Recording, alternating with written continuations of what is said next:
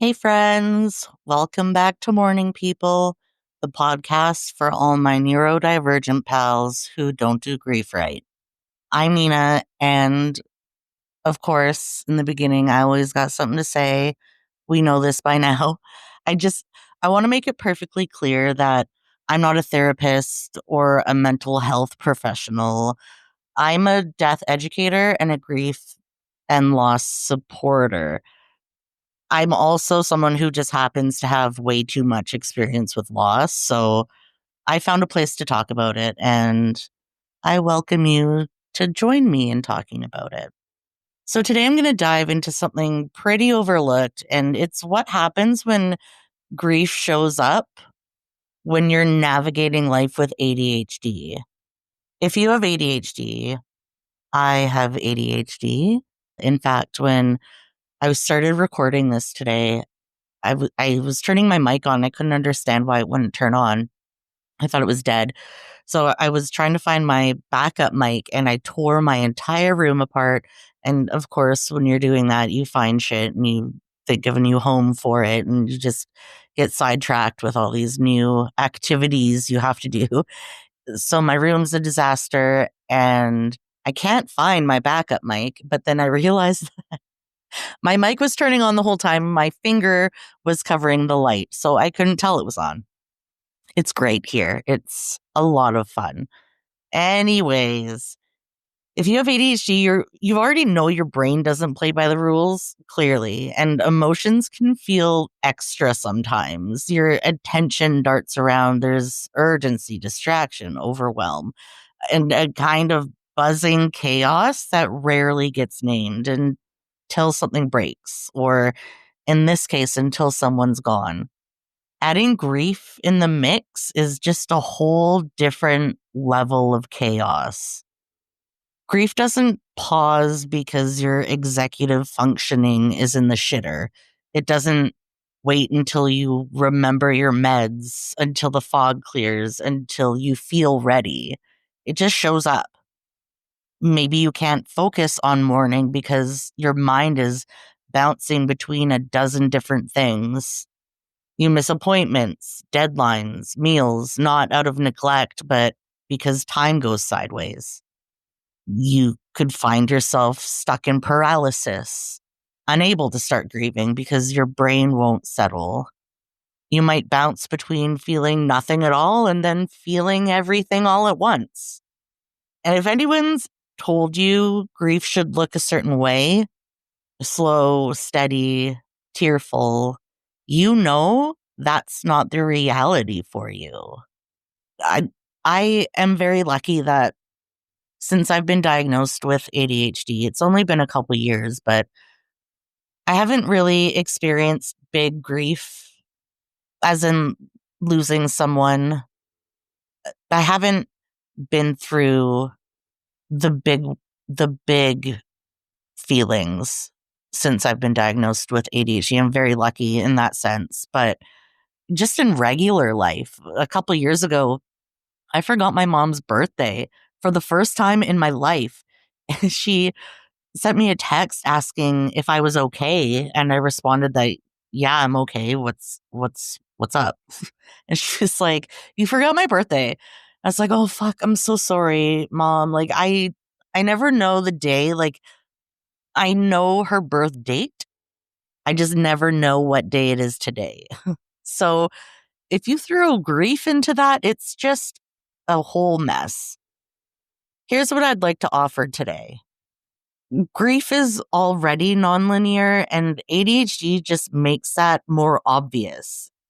ADHD doesn't mean you're doing it wrong, it means your experience is complex, and that's okay. You might need different tools or more gentle, flexible expectations. Maybe it's shorter, more frequent moments to process. Maybe it's written words instead of talking, or journaling in bullet point instead of paragraphs. And please forget those fancy journals with all the tracking sections and weekly and daily prompts. It's overwhelming. And at least in my experience, they don't work. Like I have so many of them. And when when I see lines and words and numbers on paper, I don't even know where to look. I get so distracted just looking at it, so I never use it. You don't need anything flashy. You don't need daily affirmations.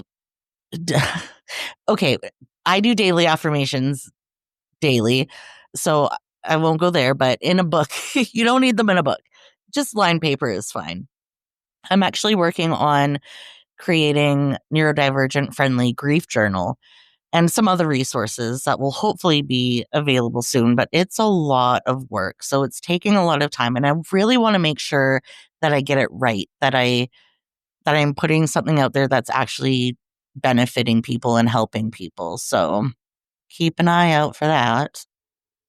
Maybe what helps you is movement or music instead of sitting still. I know that moving my body helps me so much. And that's another struggle I'm having with this health stuff right now is my body's not working how I want it to. And I really like to lift weights and I haven't for so long. It's been so long. I really like to sweat and I like to go and I can't go right now. And especially with the ADHD, I find that when you're lifting weights, it helps you focus and it really benefits me. And I really miss it. And hopefully I can get back into it soon. But this isn't about me. This is about us. Maybe you just need permission to not have it all together. And maybe I need to listen to that one.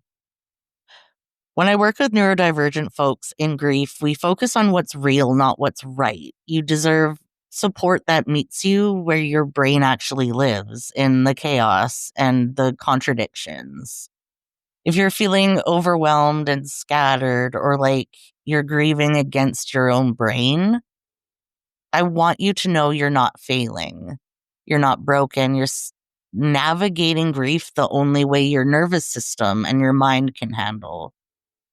You don't need to apologize for needing reminders to feel or for laughing when it hurts or grieving on a delay. You are enough. Thank you for sitting with me today, friends.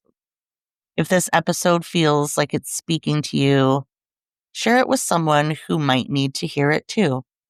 I have to write that down and be very intentional when I say it because I don't know why I fuck that part up every single time I record.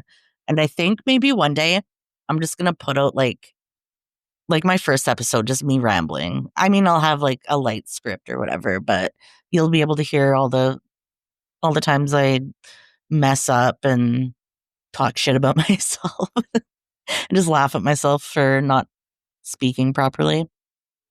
Anyways, as always, you can find me on Instagram at Mourning People Podcast. Tell me about your grief with ADHD and the things you do to navigate that. It's a really tricky one. And it's not really something I hear people talk about a lot.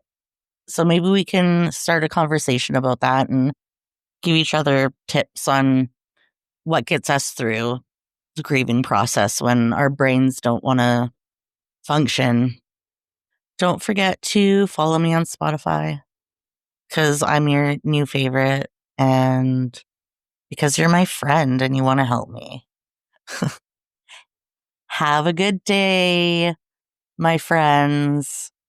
Don't forget to take some time for yourself, regulate your nervous system a little bit, get some bubble baths in there, do some stretches, eat a snack. Go get a snack.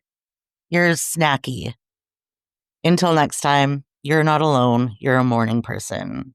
Bye.